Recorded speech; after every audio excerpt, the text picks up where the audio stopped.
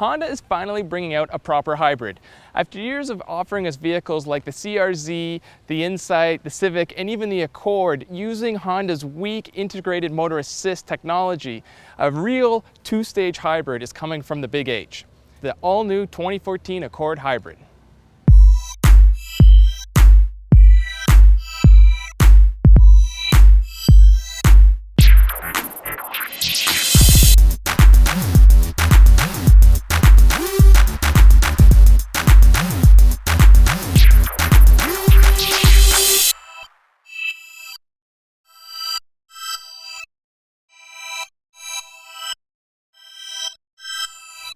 Honda is quick to point out that the all-new Accord introduced last year is the #1 selling sedan amongst retail consumers. The hybrid is being added to further increase this lead. It is powered by an all-new 2-liter Atkinson cycle 4-cylinder engine producing 141 horsepower and 122 pound-feet of torque, and Honda says this is 10% more efficient than their current 2-liter engine. Attached to this engine is a 124 kilowatt electric motor generating 166 horsepower and 226 pound-feet of torque, and combined the two units will make an output of 196 horsepower. Power is sent to the front wheels through what Honda calls an eCVT, which is basically a direct drive transmission. Fuel economy is officially rated at 47 miles per gallon combined.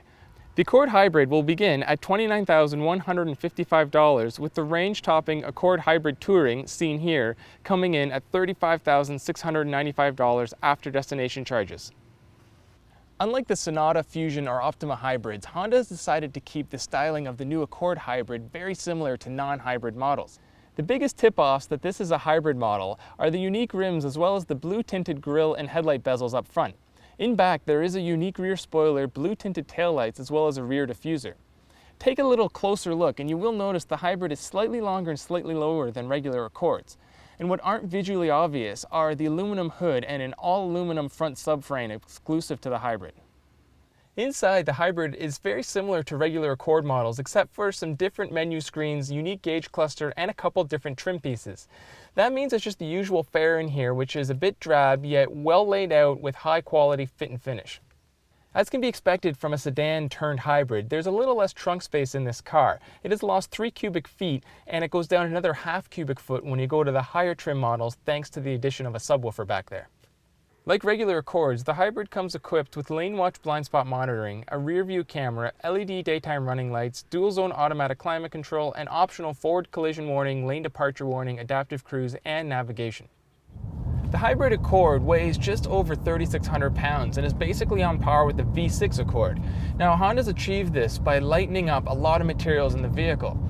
Of course, having low rolling resistance tires and extra boosted steering means this Accord's a little more numb than your garden variety Accord, but it still drives pretty good and better than most other hybrids. Honda seems to have stolen a page from Toyota's playbook by having regenerative brakes that are seamless. It feels like you're just braking with a normal car, whereas some other hybrids you can really notice when the regen braking and the regular braking switch back and forth. The Accord Hybrid can be driven in 3 modes: EV, hybrid, and direct drive. Now, direct drive is really reserved for the highway, and the gasoline engine will connect directly to the transmission and act like a really tall 6th gear and just loft you down the road. EV mode can be turned on at any speed, even on the highway, but at those speeds, even the slightest touch of the throttle will cause the gasoline engine to refire. But on a nice, twisty mountain road like we're on now, I could actually leave it in EV mode for a long time as the hills let it regenerate, and then I can just ease my way back up the next one. Honda spent a lot of time trying to make the hybrid drivetrain smooth. They wanted the transition from electric to hybrid to gas only to be perfectly seamless. And after driving the Camry and the Sonata hybrids, I would say they've succeeded. It is much smoother than those two in its transition, and it feels more powerful than the Camry. Another advantage for the Accord over the Camry is it'll stay in battery-only mode a lot longer and with more throttle application than that Camry. The one downside, though, is the Accord seems louder under throttle than either the Camry or the Sonata, and that's not just with the gas engine on, that's also with the electric motor running.